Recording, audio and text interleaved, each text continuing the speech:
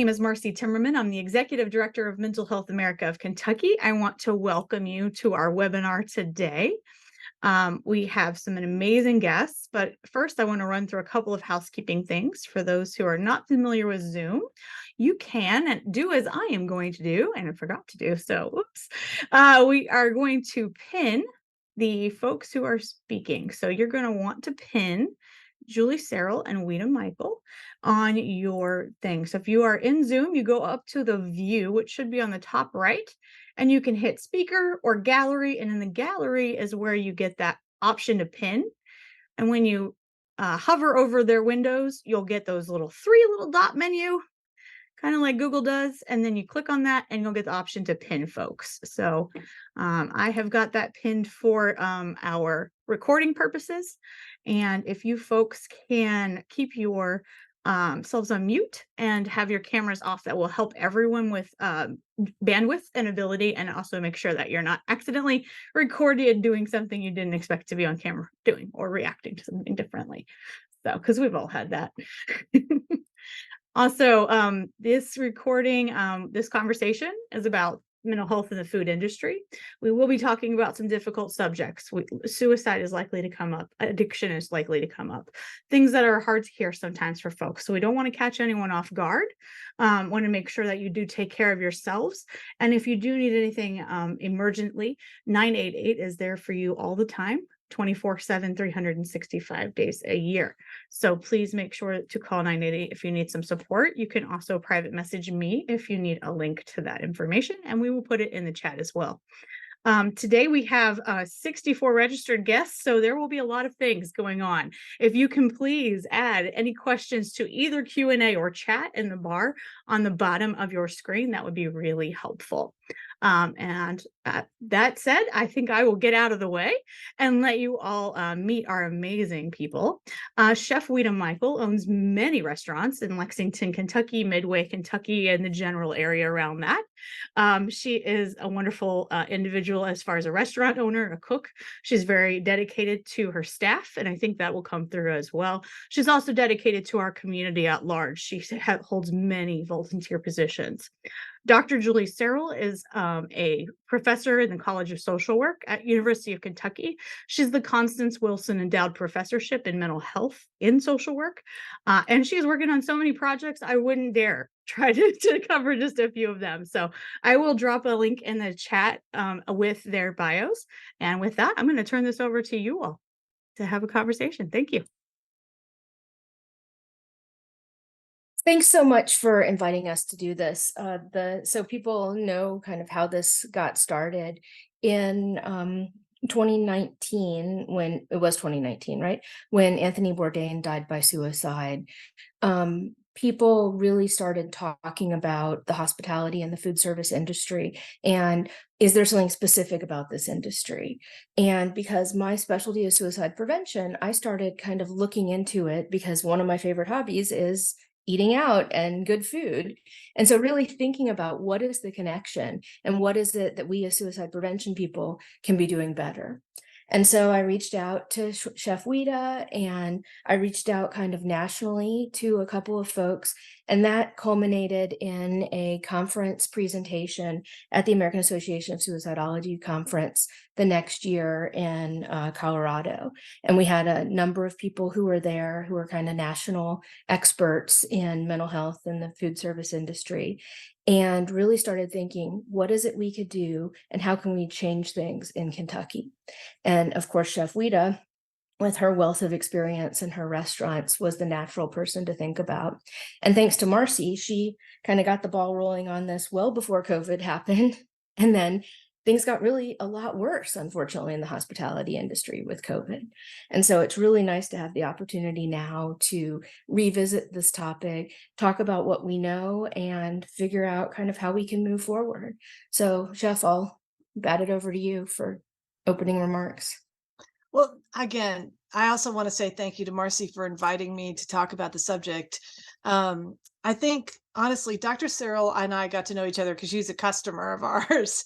And before COVID, around the time that you had that panel discussion, we had one of our top chefs in our company went through a challenge, and thankfully he checked himself into UK because he felt like he was a danger to himself.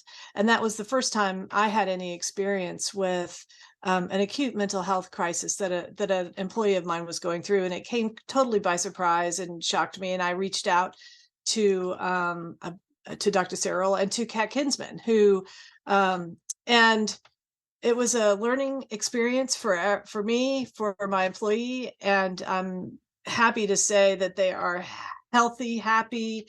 They got the help that they needed, and they knew enough to reach out and to go get help right at that moment, that critical moment.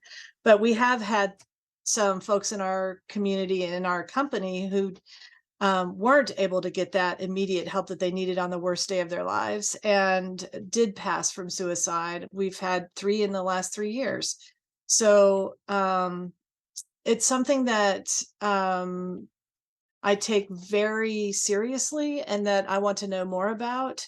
And honestly, I feel like I want to use every tool available to me to communicate out to not just the people that work in my company, but every chef in our community, every cook in our community, that they're valuable, that they are important to me, and that we want them healthy and happy and cooking. And how do we create those kind of working environments for our staff members and ourselves? So for me, someone who's only kind of been on the customer end of the hospitality industry, it was a little bit hard to kind of wrap my head around, like, what's so hard about this? Why is this an industry that has such difficulties with mental health and suicide? Because when, as a customer, like, you see all the great parts of it, but then really digging into what we know, there isn't a lot of literature, but what we do know is that it's a really hard industry for a lot of people and for a lot of reasons. Part of it is that traditionally, kind of the culture in kitchens has been very male dominated and been very kind of based on aggression and bullying, and kind of the chef is always right and everybody else just needs to pull their weight. It also has a lot to do with hours, that traditional kind of 9 to Yeah. 5 hours when you're going to be able to get help, mental health help, or see a therapist. That's a lot of the time not when people are available. If they're doing shift work, which again is a stressor, they might be sleeping those hours, or they might be kind of doing the things in their life to get ready to go to work those hours. Also, when restaurants are open or when restaurants close at night, traditionally the only thing available for people is to go to a bar Right. and drink away the stress of a shift. And we know that that is not a healthy coping technique, especially for people with substance use problems. Also, a lot of the people in the food service industry are not kind of full-time employees. And what that means is that their work could be seasonal and they don't have steady work at other times. It could mean that they don't necessarily qualify for insurance. And a lot of restaurant groups, because there's because the margins are so small, that having benefits for employees becomes really difficult and isn't a priority, especially in the last few years when those margins have been so small and customers have been so much more demanding. What have you found that's been like in the last couple of years, Chef Ouita? Well, I think the stress of the last, honestly, 2020 during shutdown was not that stressful. Once we got through the initial like anxiety of, oh gosh, okay, we got to make payroll. What are we going to do from a cash flow perspective? But once we were able to bridge that, which we did with the help of friends and the federal government and savings and all that kind of stuff, it was honestly quite a respite for folks. And I think that is what led to the sea change. One of the positive changes that we see in the restaurant community and the hospitality, what's called the hospitality industry, and that is that everything doesn't have to be so urgent.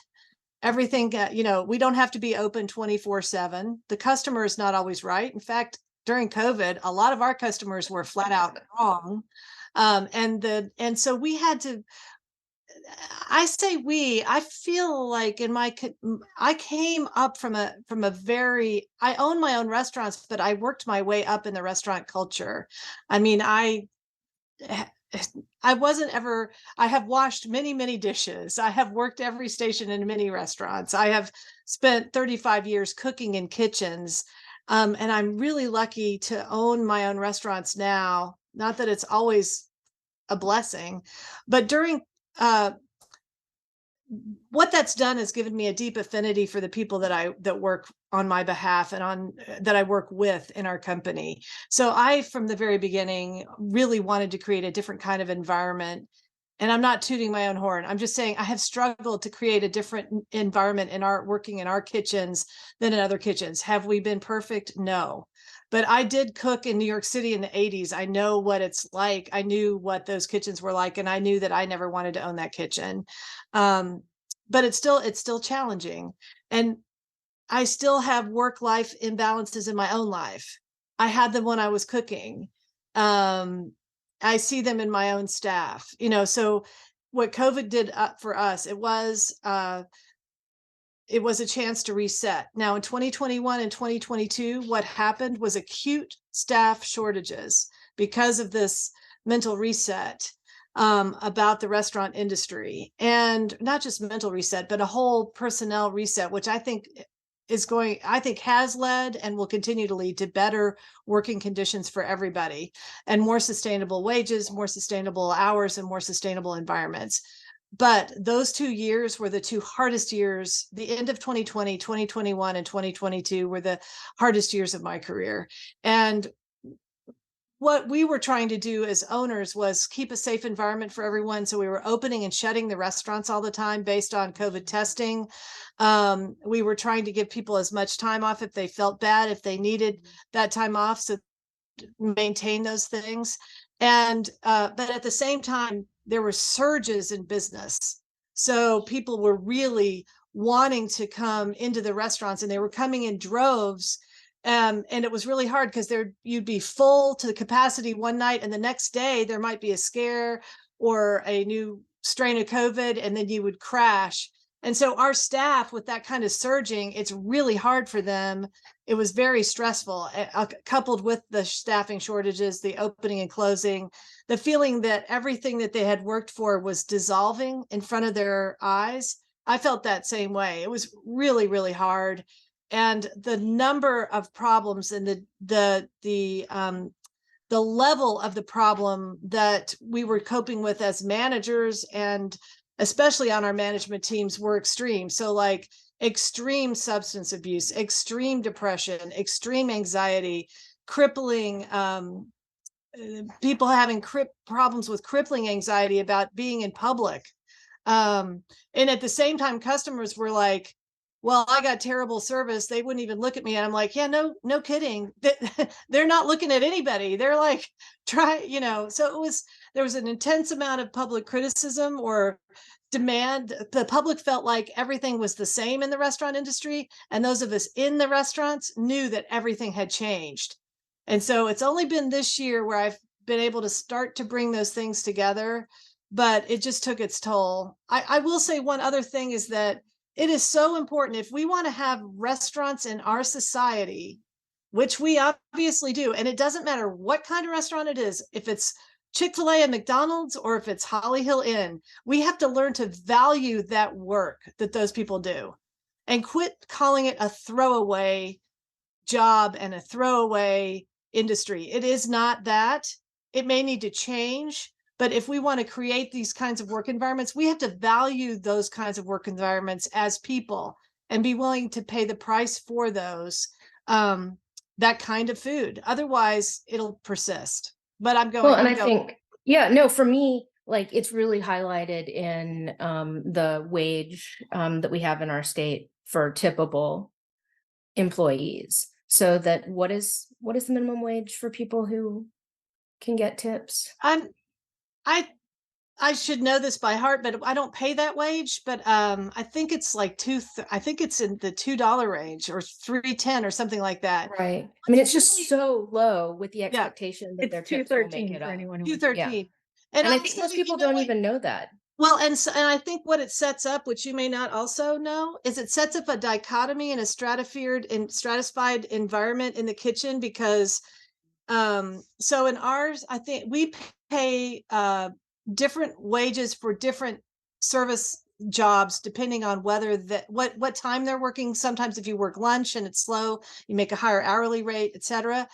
But there are times when our wait staff makes more than twice what our kitchen staff makes because of their tipped income. And tipped income, if we could abolish tipped income, it would make me so happy.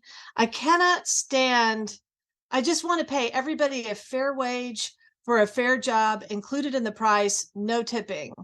It would be great. It would be better for our wait staff. It would be better for our cooking staffs. It would just be it would be a little bit harder from a business standpoint, but not a lot. I mean, I think you're right, Julie, that and the insecurity involved in being a tipped employee adds to the anxiety.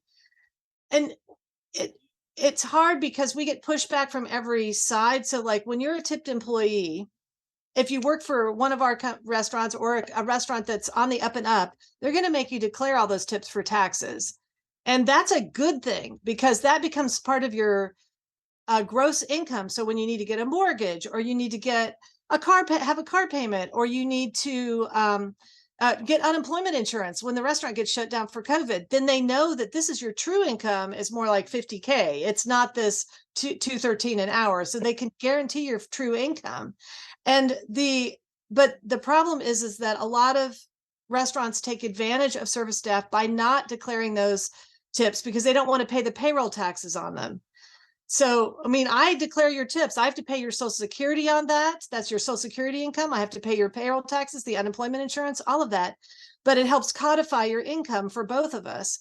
But many, many places don't do that. And waiters like it in some ways because they just take cash and go home with it. But it's not the way to build a professional existence. And it's so. And for mental health reasons, having lots of cash sometimes and no cash other times means that you don't have that consistency and that ability to kind of budget and save, because sometimes it's just easier if you have a lot of cash just to go out that night and spend it. Well, and that we see that contributing so much to substance abuse disorder in our industry. So you're absolutely right on all of those accounts. But I've gone on and on, so I could talk too long about. I have a soapbox about that too, clearly.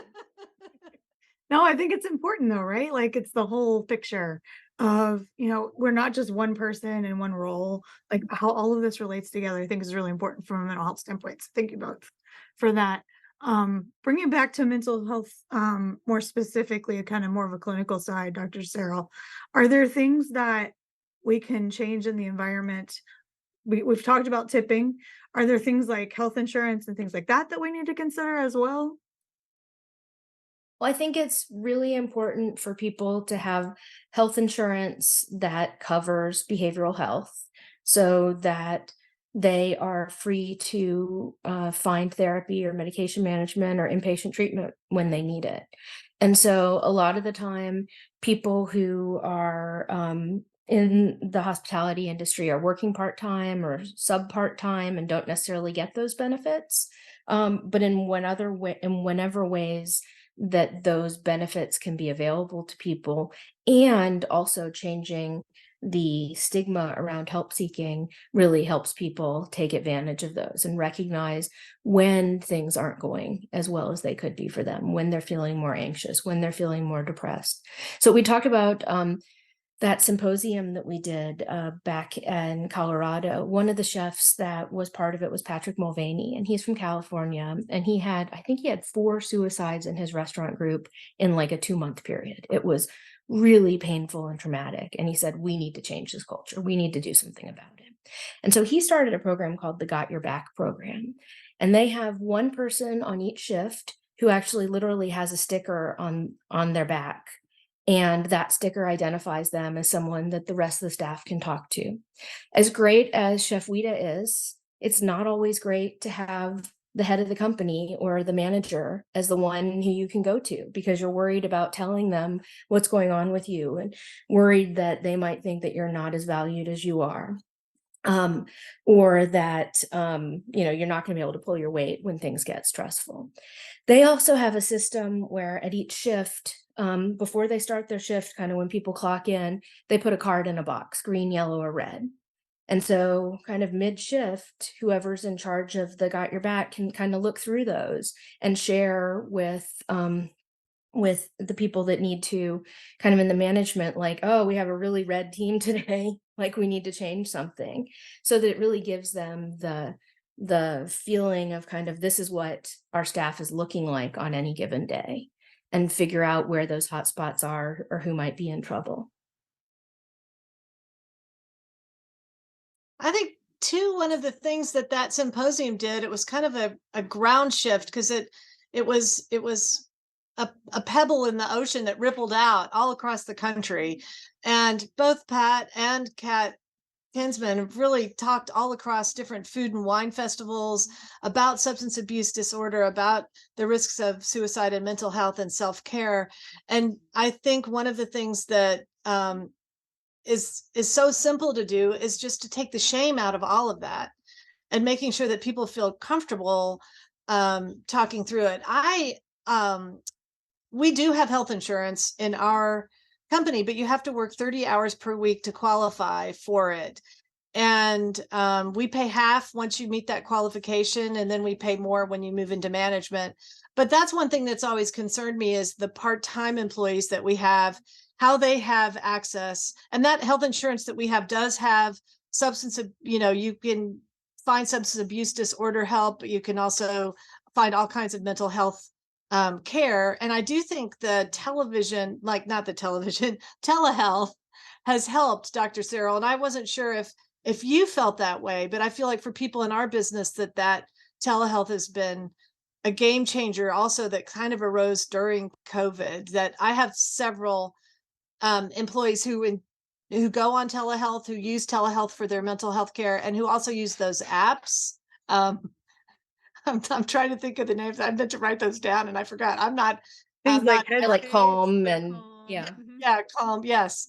And I feel like those kinds of tools are simple, but also doable for Oh, I folks. think telemedicine is one of the biggest wins to come out of the pandemic for mental health, because it cuts down on transportation and childcare. If your kids are asleep in the other room, you can still see a therapist. If you find someone who can see you on those times, you don't have to drive and park, and the potential for seeing somebody else you might know in the waiting room becomes an issue. Not everybody feels comfortable, but many of us, probably you less than many of the rest of us, but we're on Zoom all the time anyway. And so being able to relate to someone, you can tell people's body language, you can tell how they're doing, even for kids. Telemedicine just makes life so much easier for so many of us. Yeah, we find it cuts down on the time that folks are going to the appointment too, so they're not using their sick time as quickly. I didn't know if that was your experience with it, Chef, for with your folks, that they don't need to take 5 hours, they can take 2, right? Or 1 or whatever they need. Mhm. Oh, wow. I had never thought of that. See, I'm learning all this stuff already. And then I think the other point that's really important that I want to investigate, we're coming up on open enrollment month. That's this month for our health insurance. And we want to make sure that we have parity. Is that right, Dr. Cerel? Or that our mental health benefits have parity with the other benefits that we offer in our health insurance. And so I'm actually have a call into my insurance agent where I asked her that question yesterday after our tech check. I was like, yes, I need to make sure that my staff, because I know we have those benefits, but I want them to be um, the same benefits that they have for their cardiologist or for their, whatever other preventative care that we have under our different packages. Yeah, Marcy, you could probably speak more to this, but there are some insurances where, like, to see a therapist is $50 copay, and to see your primary care is $20. And Yeah, so or it there's just a incentivizes 10 visit limit or something like that. Yeah. Yeah. That's unlimited PT forever, right? So, yeah, wherever that might be, that's more accurate. I'm sure you all have more physical therapy than cardio, hopefully, but yeah, that kind of thing, making sure that they're the same, right? And they're treated the same, because our brain is part of our body, for goodness sake. Yeah. So you'd brought up Kat Kinsman, and I guess I hadn't done a good introduction to her. So Kat is a native Kentuckian. and has been involved in the food industry in a variety of ways for years, and had this site before Anthony Bourdain died called Chefs with Issues. And so when I was really trying to figure out, like, what is it that I as a suicide prevention person could do to help out the industry, she's the first person I found. And in talking with her, she kind of had a wealth of experience. Their site and a subsequent Facebook group kind of are a place for people in the industry to vent anonymously, to kind of get feedback from other people, and to really share their experience. And some of their experiences are really bad. But kind of I think right before the pandemic happened, Kat took a job at the industry side of Food and Wine. And one of the things she does is a podcast. And it is, I haven't caught up with it. I was looking through some of the people, and there's some Kentuckians who've been on there. But each episode is with a chef and talking about kind of the mental health challenges that they face and how they've dealt with them in their career. And it's just fascinating to kind of think about all of the struggles and all of the different aspects that have kind of held people back, but they've turned out to be these amazing chefs. I think one thing that's an interesting aspect of being a chef that many people in the community don't understand is the constant judgment and scrutiny that you're under. And like I remember, well, many times I just have to tell my staff, don't read the online comments. I could care less. They didn't put me into business. They're not putting me out of business. People make mistakes. We're not perfect. We make all of our food from scratch. We're not robotic servers. We're actually people. And so like the idea that you could go on, I think this is terrible in Lexington, by the way. I have to just call out that Facebook page of Lex Eats. I don't even know what the name of it is, because the comments on there have driven people to, Leave the industry. Yeah. leave the industry. They've been mental health challenges. I just think it's like, if you have a really bad experience, taking it straight to the restaurant themselves instead of putting it all over Google and Facebook and everything else, I really don't know what the purpose of that is, except that it drives the social media industry. So it really doesn't help anybody in our community. All it does is feed Google, Facebook, and Instagram algorithms. It's really disturbing to me. And back in the old days of restaurant criticism, Gourmet always had this policy, and Ruth Reichel, when I interviewed her when she came for Kentucky Women's Writers Conference, she was the New York Times critic for a long time, and worked for Gourmet. And that is, if the restaurant was great, it made it into the magazine. If it wasn't good enough, it wasn't going to get in.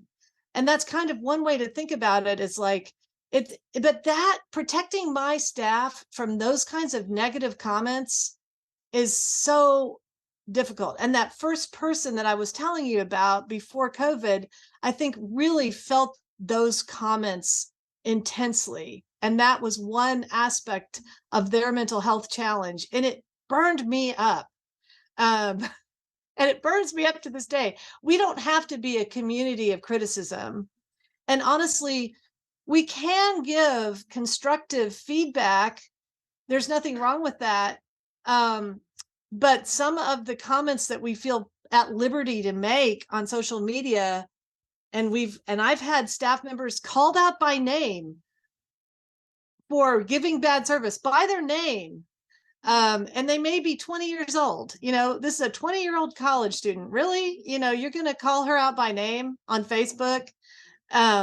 It's not good. So we need to rethink about how we offer those kinds of judgments, and actually who's reading those negative judgments and how they come about.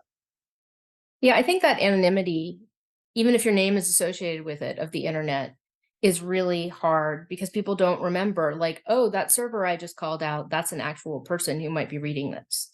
And I think the goal of groups like that, like what I've enjoyed about that group is, like, during shutdowns for COVID, like, oh, these people are doing family meals, or these people who've never ever done takeout are now doing takeout, or here's this new restaurant that's just opened up, I really want to try that. But then that kind of gets bogged down by lots of negativity because people feel like, well, if I can say good things, why can't I say reality? Which Yeah. is done in a bullying and hurtful way a lot of the time. Yeah, exactly.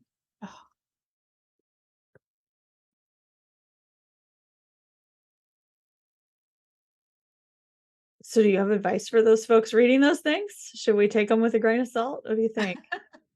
Well, I'm sorry, my internet went out for just a second because we're getting a rainstorm. But I think when you read online, and I do read online reviews when I'm traveling, I'm looking at Google reviews, and but I would just encourage you to really, yes, take them with a grain of salt, especially the extreme ones. I always discard those.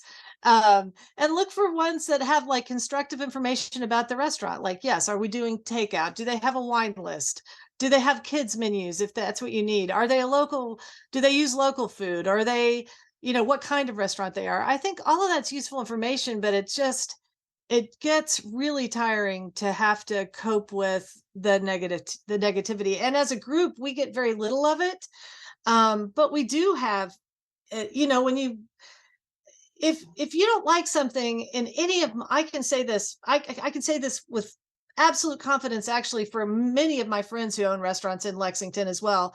If there's anything that you don't like when you eat in one of our restaurants, we're going to refund your money, especially if you just send us an email, make a phone call. If you don't feel comfortable talking about it that night, we can refund your credit card up to like 3 or 4 days. After several days, you can always challenge it when you get your bill. I mean, we stand behind everything that we do 100%. So there's no real reason to go online and bash a restaurant. I don't understand that. But to me, it's symptomatic of a larger societal problem. And it's something our kids are coping with all the time.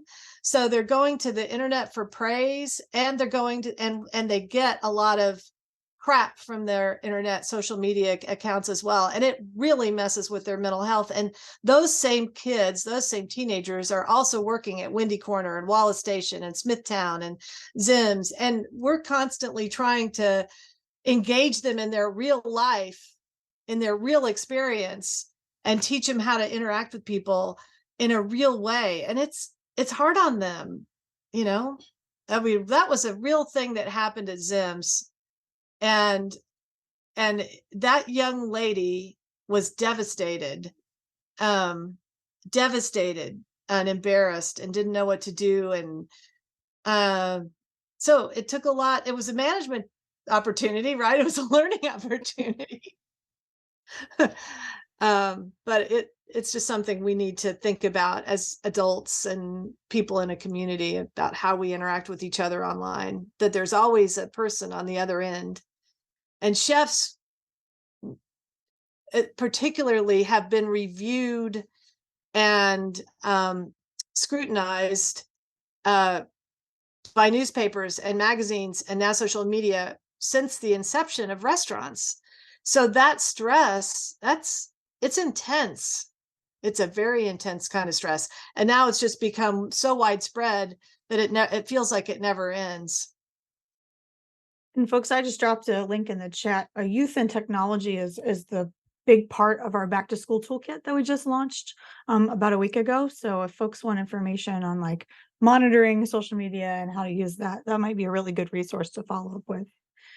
We did have a comment in the chat that they think Whitney says a health wellness and self-care fair would be a cool key tool for the industry, and industry leaders should be at the helm of it. I would love to hear what you both think about that and the realities of how that would look like.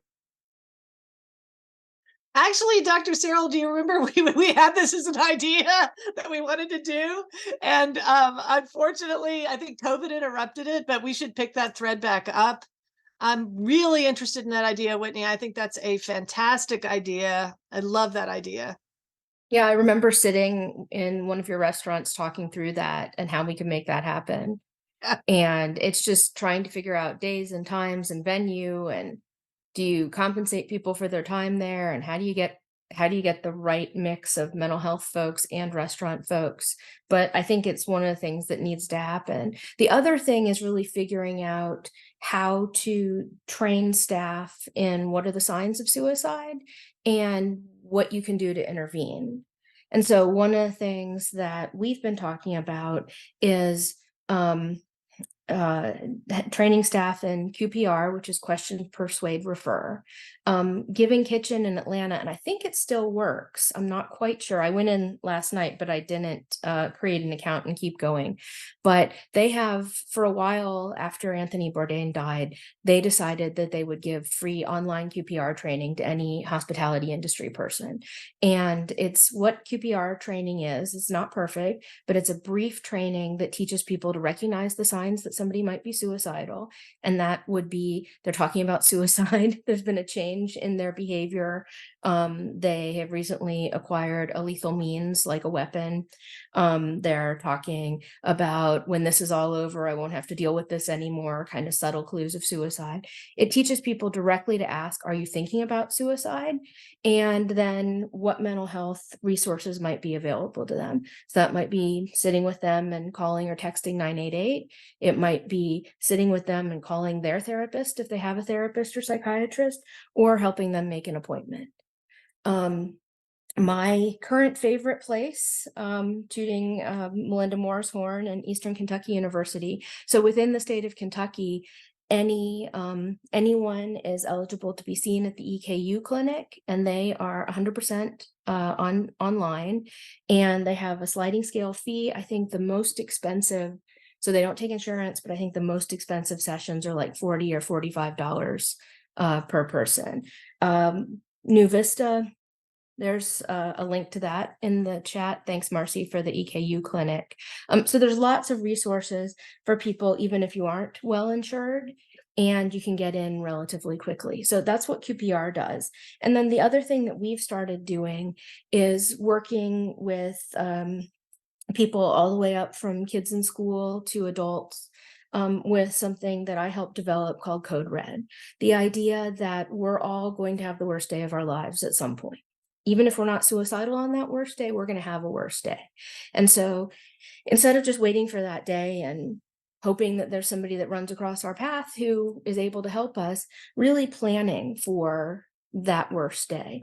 So it involves creating a list of who is it I can talk to? Do I already have a mental health professional? Who are the trusted people who aren't going to judge me, who are going to help me get help, and not say, oh, let's go out drinking. That'll help you have a better day. What are the things I can do momentarily to distract myself? So even if it is the very worst day of my life, maybe I could find a couple cat videos and have 5 minutes of feeling a little better. If that's the kind of thing that I can really use to distract me, maybe I can think about what's my favorite meal. Can I order that in? Things like that. So that all sorts of ways of distracting, thinking about my future and what I have to live for, even though that day doesn't feel like maybe I can make it another day, but being reminded of those people and places that are, and things, my pet, for example, that are reasons for living. And so having all of that plan in one place, some people do it electronically, some people, I kind of conceived of it as a big arts and crafts project, right? Where you can paste in pictures of your dog and your favorite place that someday you want to go. But something, and there's some apps that are similar to this, but having a plan. So that just like people take first aid, just like people have CPR, thinking that somebody in their life might have a cardiac incident, we all need to be planning for that worst day. I feel like too, part of that, well, I want to say that this spring we lost another employee to suicide, and Dr. Cerel and Melinda from EKU came and conducted a group session with our team. So I highly recommend reaching out to that program, because it was incredible, and we learned an incredible amount. And we're going to do a company-wide training around the Code Red process that Dr. Cerel has developed and is talking about. And I do think that one real simple thing you can do is put the 988 number up everywhere. I know that the only thing I worry about, and I know Dr. Cerel, you can tell me about whether this is appropriate to worry about, is that a trigger for someone having that phone number up? And I usually try to keep it in employee areas, like by the lockers where we have the workers' compensation posters, things like that, so that everybody knows there's a number right there that you can call, should you need that kind of help right away. I think it's also fine in public facing areas because members of the public are going to have their worst day too. And it's important for them to have the resources. When I do trainings, I typically say to people, get out your phone, put 988 into your contacts so you know it if you need it. Yeah, and Yeah, Marcy, that's a great point. Yeah. There are free magnets and posters available. I dropped that in the chat. Also mentioning that it's not just for you. It's for if you are worried about somebody else, make sure that you're calling, and it includes substance use, which a lot of folks forget. So, and Yeah. I think a lot of people don't think about like, oh, it's not for me. I'm worried about my coworker, and I don't even know how to ask her the question and tell her I'm so worried about her. I think practicing asking those questions, I tell that to my team all the time. Like, just practice those tough times. I mean, a lot, especially when you're talking about something as sensitive as this or about substance abuse disorder. Just practicing the words like, hey, I really love working with you, but I think you have a problem with alcohol, or practicing that question. Is everything okay? Are you thinking about killing yourself? Have you thought about that? I mean, just trying those words on in different ways yourself. If you have a friend that you're worried about, I do feel like just a couple of minutes, doesn't have to be a daily practice, just a couple of minutes of giving yourself that moment alone just to practice it will give you the confidence you need to fully ask the question when the moment comes. And I think a lot of people are really afraid, like, oh, I'm going to put that idea into their head. Right. There's no one who's ever been down enough or upset enough, but not suicidal, that somebody said, hey, are you thinking about suicide? That they would say, oh, no, I hadn't before you asked, but now you've tipped things over. And that's all I can think about. And being able to ask those questions. The other side is people are really afraid, what if they say yes? What am I going to do now? And so knowing, Marcy, I talked about QPR, Marcy talked about mental health first aid, which is a really extensive course. I know she's one of the trainers, but it's 6 hours, 8 hours? it's 8 hours total. So it's 2 online and 6 online on a Zoom with us live. Yeah. And typically, it is a lot longer than QPR. Yeah. Right. Most people aren't going to have that amount of time to spend learning about mental health and how you can get people help. But I think for some people that if you're interested, it's a great way to really feel like you have those resources and the ability to ask those questions and get people what they mostly need. disrupted because it does do that conversation piece, that getting comfortable asking questions and being awkward together with people, which is really nice. And if we do it virtually primarily, so folks get a little bit of their own space feeling while they get comfortable with doing it. So it's kind of useful. But yes, QPR we will be offering soon. So yeah. And Mary, thank you so much for reminding us to mention the Suicide Loss Support Group. There's an amazing group in Kentucky that meets every single week by Zoom. The link is in the chat, but they have been really dedicated and busy over the last few years. And they've really been there for a lot of people.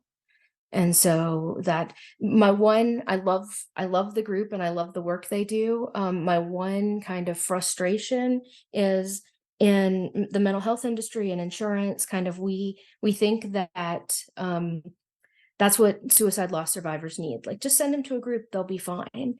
And those are people who are running it out of the kindness of their heart. They volunteer their time every single week of the year. Most of them are loss survivors themselves who don't want anybody else to experience what they've experienced. And so they're there for people. But we don't provide, most mental health insurance doesn't fund survivor groups, doesn't pay for people to go to groups. There aren't really groups available. And our insurance isn't so great. Kind of once you've lost someone to suicide, unless you have a designated mental health disorder that can be billed for, a lot of the time, like there aren't professionals who can help you, and there aren't a lot of therapists who are trained to deal with people who are suicide bereaved. And so it's a pervasive problem that the survivors of suicide support groups are helping us fill, but it's going to take a lot of change in our society about how we treat suicide loss survivors in order to really help them better. It's a whole different kind of grieving, isn't it, Dr. Cerel? It's a different kind of experience. And I know in our company, we have some employees that have been with us for a long time who are a particular kind of connectors or very empathetic people who, and one person comes to mind who has been there during and lost two friends to suicide in our company and has been there for other people. And I think I'm going to suggest to her the mental health first aid class, because I think that that could be really helpful to them in the role that they've naturally assumed. It's not part of their job description, and I'm constantly worried about like those people. There are several of them in our company, a few I can put, and I'm thinking, oh, if I could get them a specific kind of advanced training, that might help them process as well as help the people that are coming to them. Right, exactly. Yeah, and also I think a lot of the time, like when you lose a friend to suicide, people are like, it was a friend. It wasn't like it was a family member. And so they don't feel permission to grieve in the same way. And they also don't feel permission to seek help for themselves, even though, like, if it's a coworker and you've worked side by side in the kitchen for them for hours and hours and hours, you're probably closer to them than a sibling that you see 3 times a year at holidays. And people don't remember that, and they don't feel like they can seek out services and be in the same spaces as bereaved family members. And there needs to be more recognition that it doesn't matter what your public relationship or your relationship name is with someone. It's how much it affects you, how close you perceive your relationship to be. Because what we know is that people who are close to people that die by suicide are themselves at risk for their own suicide and their own depression and anxiety, and even PTSD. Even if you didn't see the suicide take place, kind of having that mental image of somebody you care about's horrible last moments can play over and over and over. And if we weren't there, we even make it up sometimes. And that's a trauma. It's PTSD, and people can get help for that and should be getting help instead of feeling like, no, I don't deserve to get help. There's other people that need it more. And I think too, one of the things that cropped up in our experience was the guilt that the different that their friends and coworkers had. If I'd only been there, if I'd only known, if I'd only, it was this guilt that was really debilitating and hard, and still, I mean, it's still at work, but it's like talking about that and getting it out in the open so people can feel like they can communicate about that loss. A lot of times with working relationships, I think you're right. Folks don't feel like they don't give that working relationship as much credibility as the family relationship, but it's a pretty tight bond, especially in restaurants. I agree. Yeah, you're in close quarters with someone and you're just working and working and working for hours at a time. Right. That's true. Fortunately, I don't have to do that with my coworkers.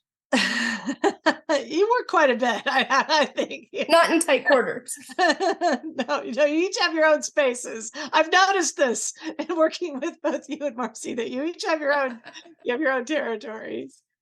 Yeah, it's very true. And a lot of times in hot and inclement weather and all kinds of situations, that you're working together.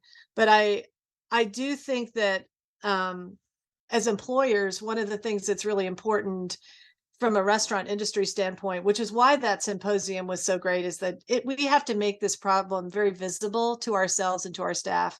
We can't just also say, oh, that was just an employee. Like, I'm not saying people are that cavalier about it, but it's Oh, really I'm sure they are in some some places. in some places they are, but it's so important for us to see all of our staff members for who they are as people, as individual people. And only then can you really begin to open up the culture so that folks feel comfortable enough to be themselves in that environment. And that is my lifelong, honestly, struggle and passion in all of my restaurants. And to train our management teams to have the same kind of response. It's tough. And it's tough when things are busy, and it's tough when everybody has a list of concerns, but it's really important in our working lives. And I think this is going to be increasingly important as our children right now become of working age because of the mental health burdens they are carrying now. They will carry those into adulthood, and they will impact their working relationships. And as employers and coworkers, we need to figure out how we're going to strategize to those, and we need to change our health insurance and increase our mental health care so that folks can get the care they need today, but also in the coming years. But I also feel really hopeful that there's so much less stigma about mental health in teens and young adults right now. That people are willing to say, you know, I need to take a mental health day. We have a law that was passed in our state that says that kids can take mental health days. Why was it passed? It doesn't cost us anything, but that's a whole other issue.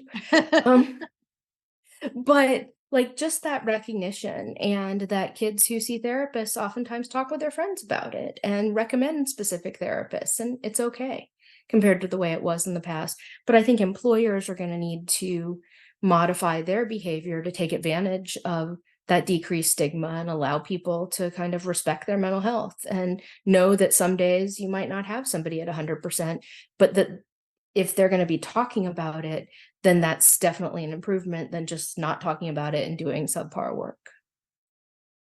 100% agree.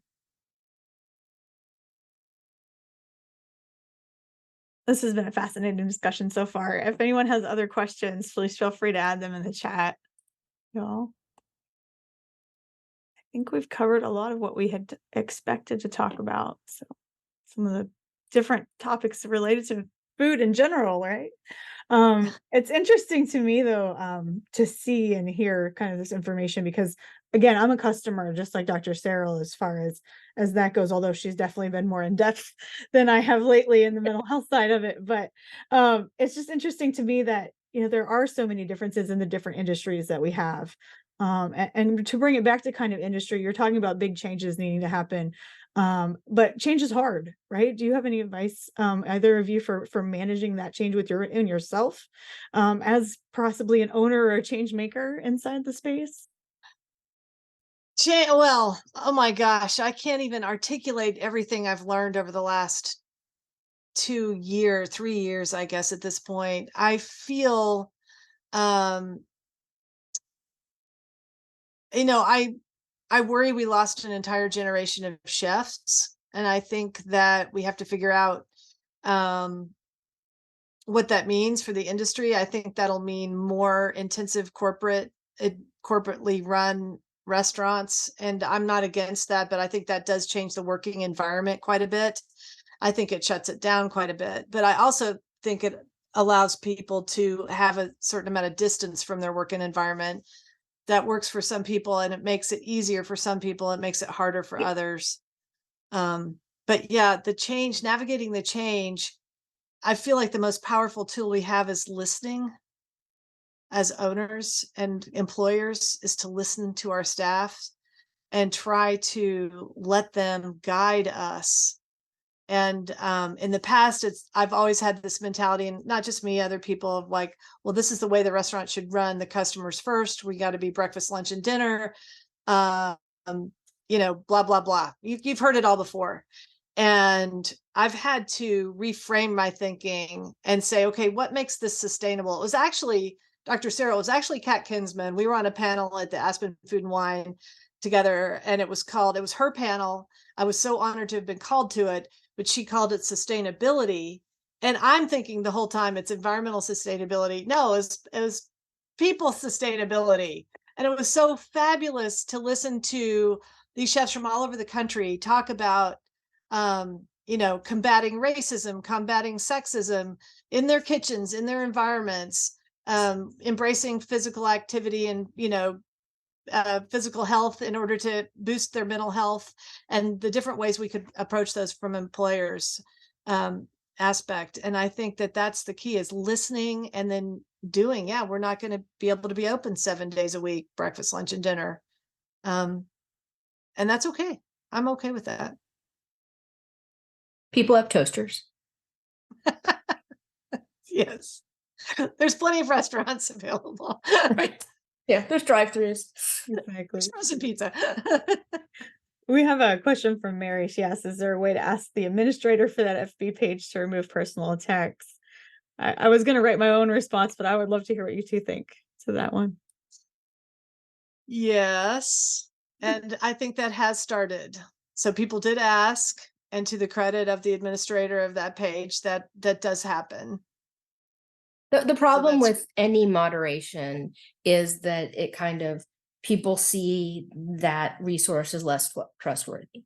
So this is corporate America only trying to shove good things of people who are paying for ads down our throat, is kind of the flip side of that. And it's horrible when there are those kinds of personal attacks, but when they're there and then they go away, I think it kind of breeds on people who are going to be mistrustful anyway and are wanting to kind of foment people kind of creating drama for drama's sake. Yeah. And so I think it's a really fine line. Mhm. Yeah, that I was think basically the better thing to do is to equip yourself with like strategies for not listening to that kind of criticism, for not letting it get into your mental tape, and for not letting it impact you, which I just have a healthy amount of you in myself and in my body. I've always been that way. I'm a rebel. I was that way since I was a kid. So, but yeah, I agree with Dr. Cerel that it's very hard to moderate. We have to moderate ourselves. We need to refrain. Yeah, easier said than done, but I agree. I mean, it's similar when kind of the reporting on when there are suicide deaths. For years, they weren't reported, and then it went the whole other direction, and we got way too much detail about everything that was occurring around what the person was wearing, what the method of suicide was. And there has to be a middle ground. When a public suicide happens, for a campus to say, oh no, even though hundreds of people were here and saw it, we're still investigating and nothing happened, and go about your business, that feels disingenuous. And so there has to be kind of a middle ground where people kind of difficulties either with kind of suicide or just kind of their general malaise can be acknowledged, but then also where it doesn't go too far in one direction. Yeah. Well, thank you both. What an awesome way and a good note probably to leave on. I think this September is Suicide Prevention Month. So folks, I will be dropping some links to some national toolkits if you need some stuff for your own workplace or your own Facebook page, etc. We'll share those out with the link to this video as well.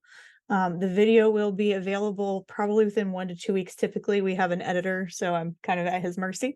So it might be a couple of weeks, so don't panic. But feel free to ask us if you have any questions. And thank you both again, Dr. Cerel and Chef Ouita. It's been amazing. I'm sorry, Chef Michael. Sorry. So, Okay. it's been an amazing conversation. Thank you all. And I think we're going to go ahead and end on that note, if that's okay with you both. Yeah. Thank you. Thank you so much.